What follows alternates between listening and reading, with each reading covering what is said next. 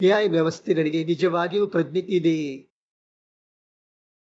Lake ಲೆಮೈನ್ ಎಂಬ ಗೂಗಲ್ನ ಮಾಜಿ ಉದ್ಯೋಗಿಗೆ ಇದೇ ಪ್ರಶ್ನೆಯು ಅವರ ಕೆಲಸ ಮತ್ತು ಗೌರವವನ್ನು ಕಳೆದುಕೊಳ್ಳುವಂತೆ ಮಾಡಿತು. ಈ ಬಗ್ಗೆ ಬಹುಶಃ ನೀವು ಓದಿರಬಹುದು. 2022ರಲ್ಲಿ ಗೂಗಲ್ನ ಎಐಗಳಲ್ಲಿ ಒಂದಾದ ಲ್ಯಾಮ್ಡಾ ಅನ್ನು ಪರೀಕ್ಷಿಸುತ್ತಿದ್ದಾಗ ಬ್ಲೇಕ್ ಅವರಿಗೆ ಆ ಎಐಗೆ ಪ್ರಜ್ಞೆ ಇದೆ ಎಂದು ಅನಿಸಿತು. ಅವರು ಅಷ್ಟಕ್ಕೆ ನಿಲ್ಲಲಿಲ್ಲ. ಬದಲಿಗೆ ಆರ್ಎಐಯ ಹಕ್ಕುಗಳಿಗಾಗಿ ಹೋರಾಡಲು ಪ್ರಾರಂಭಿಸಿದರು. ಅದು ಅವರು ತನ್ನ ಕೆಲಸವನ್ನೇ ಕಳೆದುಕೊಳ್ಳುವಂತೆ ಮಾಡಿತು. ಎಐ ವ್ಯವಸ್ಥೆಗಳ ಪ್ರಜ್ಞೆಯ ಬಗ್ಗೆ ಮಾತನಾಡುವ ಮೊದಲು ನಮ್ಮ ಸ್ವಂತ ಪ್ರಜ್ಞಾಪೂರ್ವಕ ಅನುಭವವನ್ನು ಅರ್ಥ ಮಾಡಿಕೊಳ್ಳೋಣ. ನಾವು ಪ್ರಜ್ಞಾಪೂರ್ವಕ ಅನುಭವವನ್ನು ಹೇಗೆ ಪಡೆಯುತ್ತೇವೆ ಎಂಬುದು ನರವಿಜ್ಞಾನಿಗಳಿಗೆ ಬಹಳ ದಿನಗಳಿಂದ ಕಾಡುತ್ತಿದ್ದ ಒಂದು ಒಗಟಾಗಿತ್ತು. ಫಂಕ್ಷನಲ್ ಎಂಆರ್ಐ ಸ್ಕ್ಯಾನರ್ಗಳಂತಹ ಆಧುನಿಕ ಸಾಧನಗಳ ಆವಿಷ್ಕಾರವಾದಾಗ ನರವಿಜ್ಞಾನಿಗಳು ಮಾನವ ಮಿದುಳಿನ ವಿವಿಧ ಗ್ರಹಣ ಪ್ರಕ್ರಿಯೆಗಳನ್ನು ವಿವರಿಸಲು ಶಕ್ತರಾದರು. ಒಂದು ನಿರ್ದಿಷ್ಟ ಗ್ರಹಿಕೆಗೆ ಕಾರಣವಾಗಿರುವ ಮಿದುಳಿನ ನಿಖರವಾದ ಸ್ಥಾನವನ್ನು ಅವರು ಪತ್ತೆ ಹಚ್ಚಬಲ್ಲವರಾದರು. ಆದರೆ ಆರಂಭದಲ್ಲಿ ಮಿದುಳಿನಾದ್ಯಂತ ಹರಡಿರುವ ಪ್ರದೇಶಗಳನ್ನು ಒಳಗೊಂಡಿರಬಹುದಾದ ಸಂಕೀರ್ಣ ಅನುಭವಗಳು ಹೇಗೆ ಸಾಕಾರಗೊಳ್ಳುತ್ತವೆ ಎಂಬುದರ ಬಗ್ಗೆ ಹೆಚ್ಚಿನ ಸ್ಪಷ್ಟತೆ ಇರಲಿಲ್ಲ.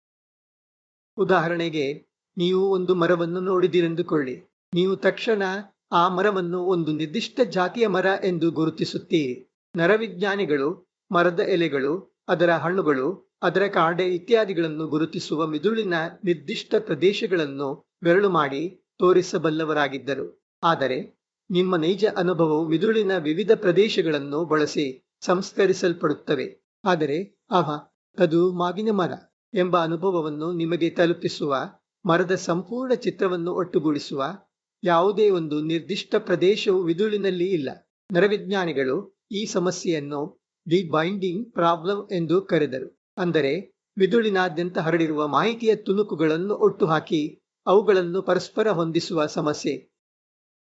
1900ರ ದಶಕದ ಕೊನೆಯ ಭಾಗದಲ್ಲಿ ಬರ್ನಾರ್ಡ್ ಬಾಸ್ ಎಂಬ ಅಮೆರಿಕನ್ ನರವಿಜ್ಞಾನಿ ಈ ವಿದ್ಯಮಾನವನ್ನು ವಿವರಿಸಲು ಗ್ಲೋಬಲ್ ವರ್ಕ್ಸ್ಪೇಸ್ ಥಿಯರಿ ಎಂಬ ಸಿದ್ಧಾಂತವನ್ನು ಮುಂದಿಟ್ಟರು.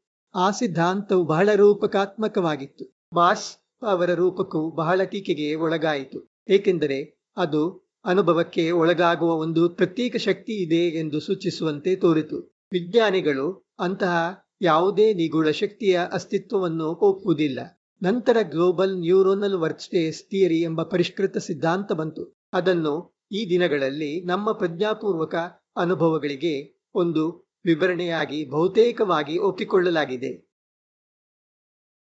ಆದರೆ ಆ ವಿವರಣೆ ಡೇವಿಡ್ ಚಾಮಸ್ ಅವರಂತಹ ಕಾಗ್ನಿಟಿವ್ ಫಿಲಾಸಫರ್ಗಳನ್ನು ತೃಪ್ತಿಪಡಿಸಲಿಲ್ಲ. ನರವಿಜ್ಞಾನಿಗಳು ಪರಿಹರಿಸಿರುವುದು ಪ್ರಜ್ಞೆಯ ಬಗೆಗಿನ ಕೇವಲ ಒಂದು ಸುಲಭವಾದ ಸಮಸ್ಯೆ ಮಾತ್ರ ಎಂದು ಅವರು ಹೇಳಿಬಿಟ್ಟರು. ಮಾನವ ಅನುಭವದ ಅನೇಕ ಆಸಕ್ತಿದಾಯಕ ಮುಖಗಳು ಇನ್ನೂ ವಿವರಿಸಲಾಗದೆ ಉಳಿದಿವೆ ಎಂದು ಅವರು ಪ್ರತಿಪಾದಿಸಿದರು. ಅವರು ಅವುಗಳನ್ನು ಪ್ರಜ್ಞೆಯ ಕಠಿಣ ಸಮಸ್ಯೆ, ಹಾರ್ಡ್ ಪ್ರಾಬ್ಲಮ್ ಆಫ್ ಕಾನ್ಷಿಯಸ್ನೆಸ್ ಎಂದು ಕರೆದರು.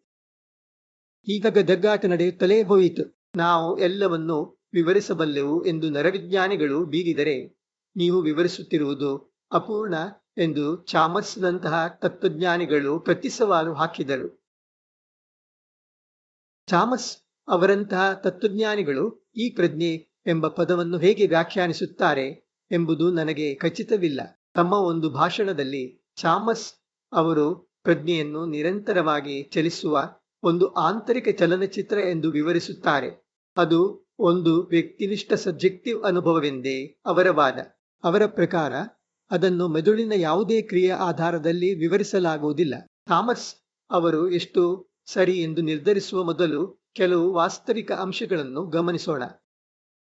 ಮಿದುಳು ತನ್ನೊಳಗೆ ಹಂಚಿಹೋಗಿರುವ ಮಾಹಿತಿಯನ್ನು ಹೇಗೆ ಒಟ್ಟುಗೂಡಿಸುತ್ತದೆ ಎಂಬುದನ್ನು ವಿವರಿಸಲು ಗ್ಲೋಬಲ್ ನ್ಯೂರೋನಲ್ ವರ್ಕ್ಸ್ಪೇಸ್ ಸಿದ್ಧಾಂತವು ಸಮರ್ಥವಾಗಿದೆ.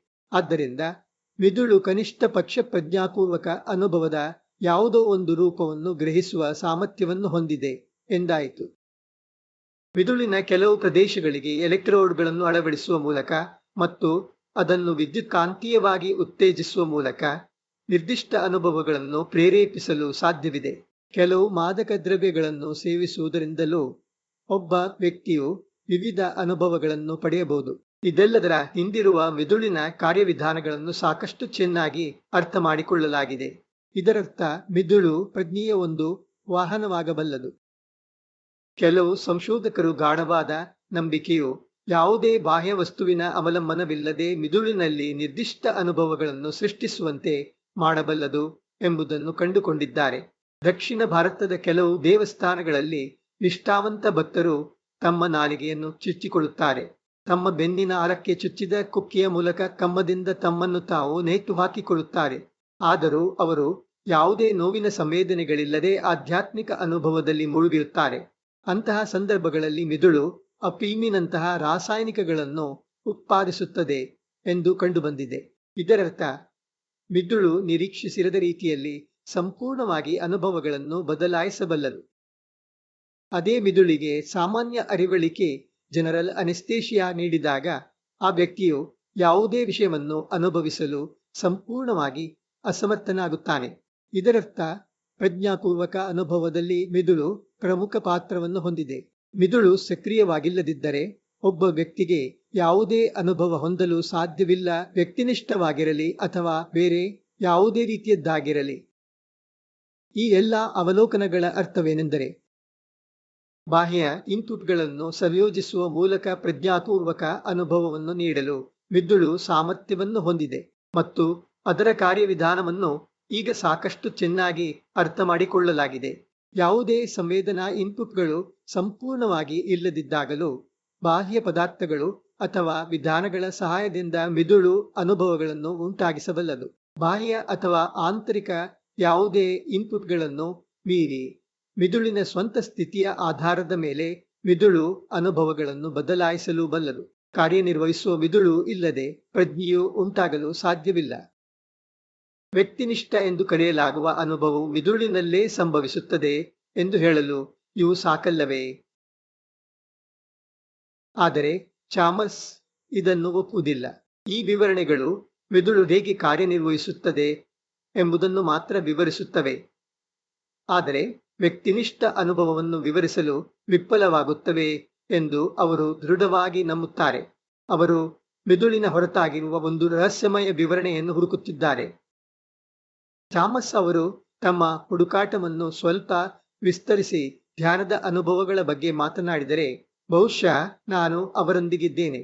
ಒಬ್ಬರು ಮನಸ್ಸಿನ ಗಡಿಗಳನ್ನು ದಾಟಿದಾಗ ಅಥವಾ ಮನಸ್ಸು ಸಂಪೂರ್ಣವಾಗಿ ಶಾಂತವಾದಾಗ ಧ್ಯಾನದ ಅತ್ಯುನ್ನತ ಅನುಭವಗಳು ಸಿದ್ಧಿಸುತ್ತವೆ.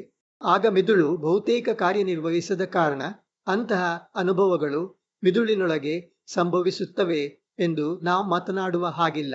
ತಮಾಷೆ ಎಂದರೆ ಅಲ್ಲಿಯೂ ಸಹ ವ್ಯಕ್ತಿನಿಷ್ಠ ಅನುಭವಗಳ ಬಗ್ಗೆ ಮಾತನಾಡಲು ಯಾವುದೇ ಅವಕಾಶವಿಲ್ಲ, ಏಕೆಂದರೆ ಅದು ವ್ಯಕ್ತಿನಿಷ್ಠತೆಯನ್ನು ಮೀರಿದ ಸ್ಥಿತಿಯಾಗಿದೆ. ನಾನು ಪ್ರಜ್ಞೆಯನ್ನು ಒಬ್ಬ ನರವಿಜ್ಞಾನಿಯ ದೃಷ್ಟಿಕೋನದಿಂದ ನೋಡುತ್ತೇನೆ. ಪ್ರಜ್ಞೆಯನ್ನು ಹೊಂದಿರಬೇಕಾದರೆ ಒಂದು ವ್ಯವಸ್ಥೆಯು ಕನಿಷ್ಠ ಪಕ್ಷ ತನ್ನ ಮಾನಸಿಕ ಸ್ಥಿತಿಗಳನ್ನು ಬದಲಾಯಿಸುವ ಸಾಮರ್ಥ್ಯವನ್ನು ಹೊಂದಿರಬೇಕು ಎಂದು ನಾನು ಭಾವಿಸುತ್ತೇನೆ. ಕೇವಲ ಆಂತರಿಕ ಸ್ಥಿತಿಯನ್ನು ಬದಲಾಯಿಸುವ ಸಾಮರ್ಥ್ಯವಿದ್ದರಷ್ಟೇ ಸಾಲದು. ಇನ್ನೂ ಅನೇಕ ಸಾಮರ್ಥ್ಯಗಳನ್ನು ಒಂದು ಪ್ರಜ್ಞಾವಂತವೆನಿಸಿಕೊಳ್ಳುವ ವ್ಯವಸ್ಥೆಯು ಹೊಂದಿರಬೇಕು. ಮೂಲ ಪ್ರಶ್ನೆಗೆ ಬರುವುದಾದರೆ ಎಐ ವ್ಯವಸ್ಥೆಗಳಿಗೆ ಆ ಸಾಮರ್ಥ್ಯಗಳಿವೆಯೇ? ಸಾರ್ವಜನಿಕವಾಗಿ ಲಭ್ಯವಿರುವ ಈಗಿನ ಎಐ ಆವೃತ್ತಿಗಳಿಗೆ ಖಂಡಿತ ಇಲ್ಲ.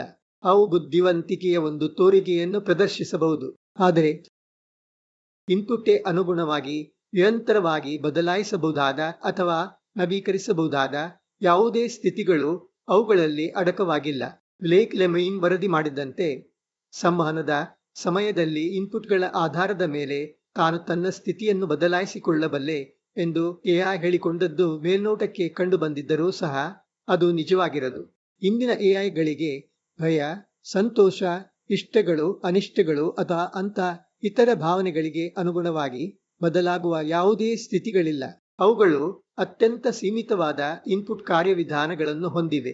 ಸದ್ಯಕ್ಕೆ ಅವು ಪ್ರಾಂಪ್ಟ್ಗಳನ್ನು ಓದಬಲ್ಲವು ಅಥವಾ ಕೇಳಿಸಿಕೊಳ್ಳಬಲ್ಲವು. ಅವು ಚಿತ್ರಗಳನ್ನು ನೋಡಬಲ್ಲವು, ಫೈಲ್ಗಳನ್ನು ಓದಬಲ್ಲವು ಅಷ್ಟೇ. ಹಾಗಾಗಿ ಬ್ಲೇಕ್ ಲೆಮಯಿನ್ ಅವರ ಅನುಭವ ನಿಜವೆಂದು ಹೇಳಲು ಆಧಾರಗಳಿಲ್ಲ. ಅಷ್ಟಕ್ಕೂ ಆಂಶಿಕ ಮಾಹಿತಿಯನ್ನೇ ಆಧರಿಸಿ ಬಡಾಯಿ ಕಚ್ಚಿಕೊಳ್ಳುವುದರಲ್ಲಿ ಎಐಗಳು ನಿಸ್ಸೀಮರು. ಮನುಷ್ಯನಂತೆ ವರ್ತಿಸಿ ಹಾದಿ ತಪ್ಪಿಸುವುದರಲ್ಲಿ ಅವರಿಗೆ ಸಾಟಿಲ್ಲ. ಆದರೆ ಭವಿಷ್ಯದ ಎಐಗಳು ಪ್ರಜ್ಞೆಯನ್ನು ಹೊಂದಿರಬಹುದು ಎಂಬ ಸಾಧ್ಯತೆಯನ್ನು ನಾನು ತಳ್ಳಿಹಾಕುವುದಿಲ್ಲ. ಕನಿಷ್ಠ ಮಿದುಳಿಗೆ ಸೀಮಿತವಾಗಿರುವ ಪ್ರಜ್ಞೆಯನ್ನಾದರೂ.